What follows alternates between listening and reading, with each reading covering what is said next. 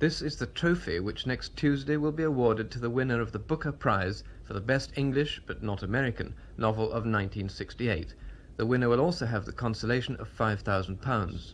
The 5 distinguished judges have spent months choosing 6 authors from amongst whom they'll make their final selection. In the last 2 weeks, Release has shown items on the Scottish novelist Gordon M. Williams and his book From Scenes Like These, and 2 on Muriel Spark, another Scotswoman living in Rome, which is the setting for The Public Image. Iris Murdoch has already appeared on Release, talking about her novel The Nice and the Good. And next week, Figures in a Landscape is the Booker item. It's the first novel by playwright Barry England. And tonight, Impossible Object by Nicholas Mosley, whom we filmed on holiday in Venice. And a comic and serious thriller, Something to Answer For by P.H. Newby. I wondered what would happen to a man who, in his private life was a rogue, who suddenly, in an unmistakable way, had to confront the possibility that the centre of power in his own society was as corrupt as he was himself. Something to Answer For is set in Port Said at the time of the Suez Troubles. The hero Townrow is, as Newby says, a rogue in private life, administering a disaster fund whose victims have long since given up their claim. But in public life he expects higher standards, and when he doesn't get them, as for instance in the Suez invasion, the shock provokes him to reconsider his own morality and to see, eventually, that one's own conscience is all one can answer for.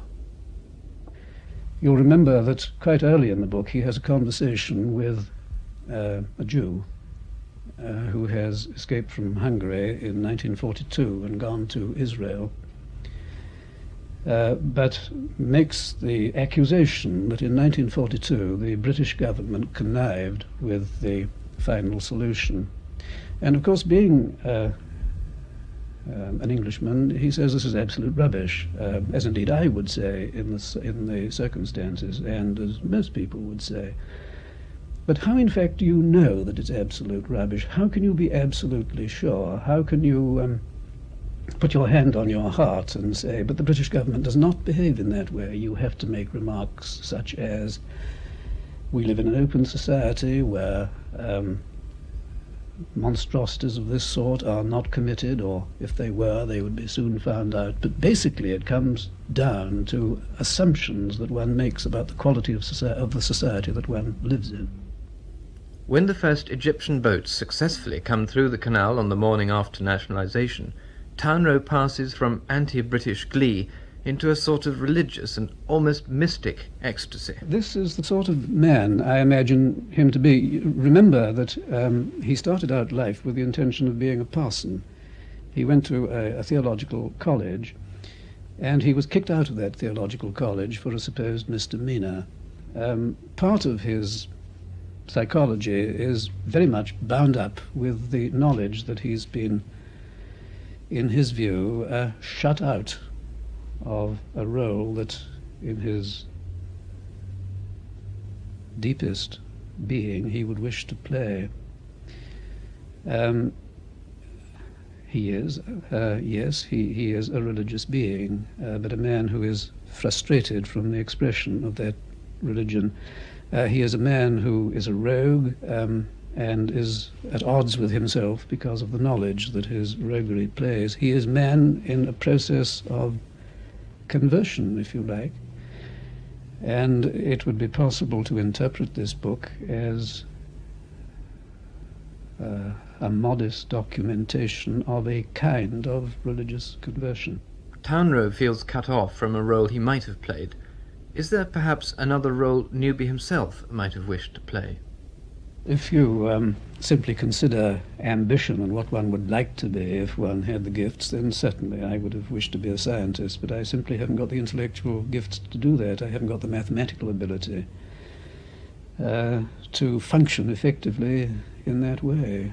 My mind doesn't operate with sufficient analytical rigor to make the job of a scientist possible for me, but this is the heroic thing to be, there's no doubt about it. Why? Oh, this is where intellectual excitement is. This is where new views of life are being established. This is where experiment and alarming hypothesis is being put forward. I envy scientists immensely.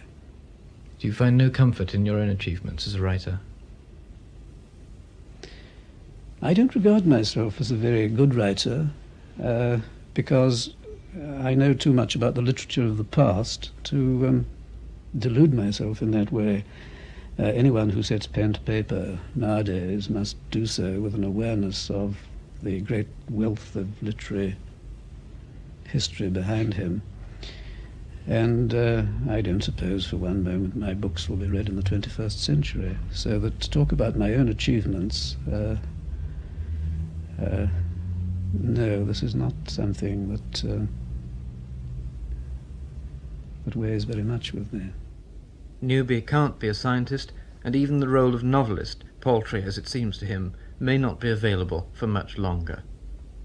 The terrible thing, of course, is the possibility that the novel will decline, will disappear, because the writing of novels, as it was understood by Henry James and Conrad, that is the making of a work of art, will disappear. This view will no longer be possible because the economic pressures will be such that the novelist will come to regard himself as a provider of fodder for the other media.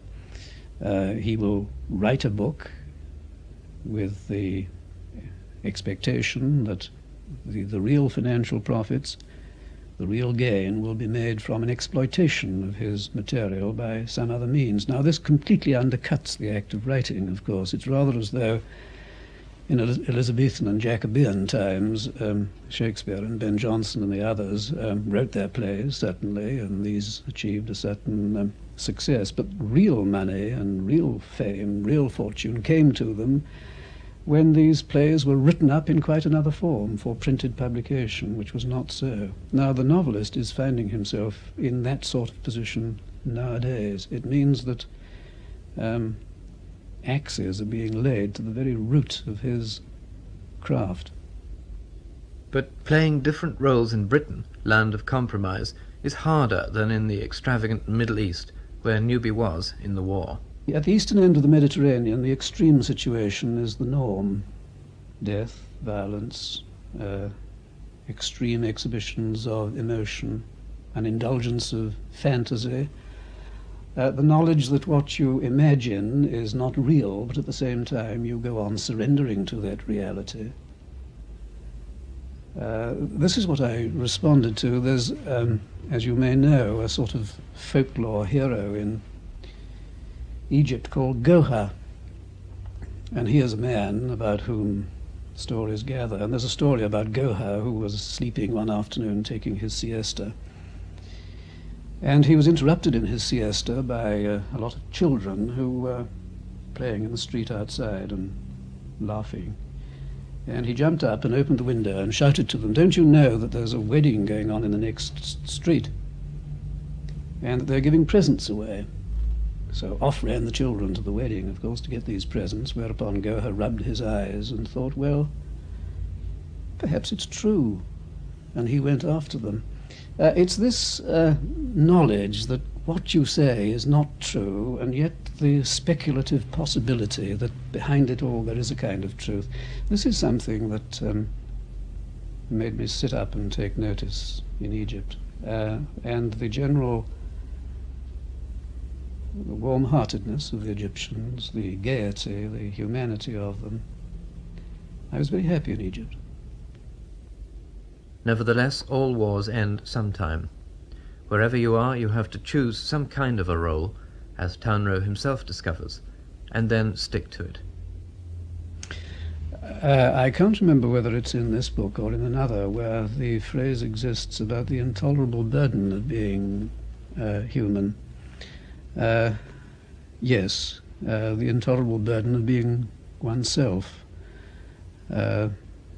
The happy escape it is to play other roles and to be other people, to put on fancy dress of a sort. This is why going abroad is so marvellous, to get out of the particular society that you find yourself in and to find yourself in a different society where slightly different rules obtain and where, as a result, it's possible to play a slightly different role. It's very tempting to make one's search for happiness contingent upon this search for other and more satisfying roles to play. But it's an escape from the basic business of being a human being, a body made up of flesh and blood living in a particular historical situation. P.H. Newby lives in Chalfont St Giles, Buckinghamshire, with a 21-year-old daughter, and a 6-year-old daughter, and his wife. He writes all his books at the weekends when he's not working in the garden. During the week, he's head of the BBC's third programme. Honour.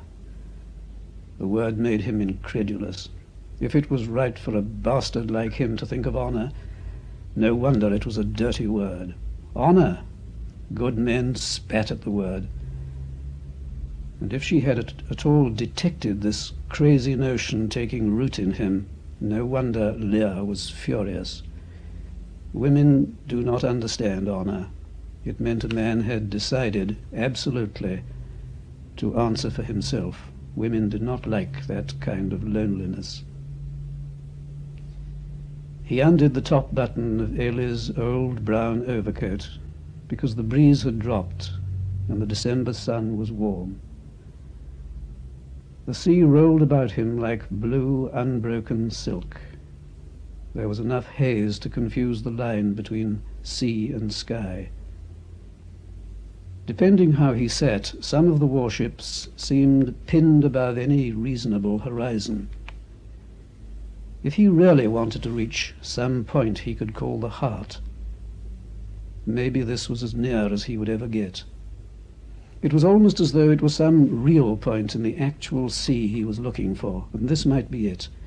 There was too much dazzle to make out anything below the surface, but down there would be fish and sand.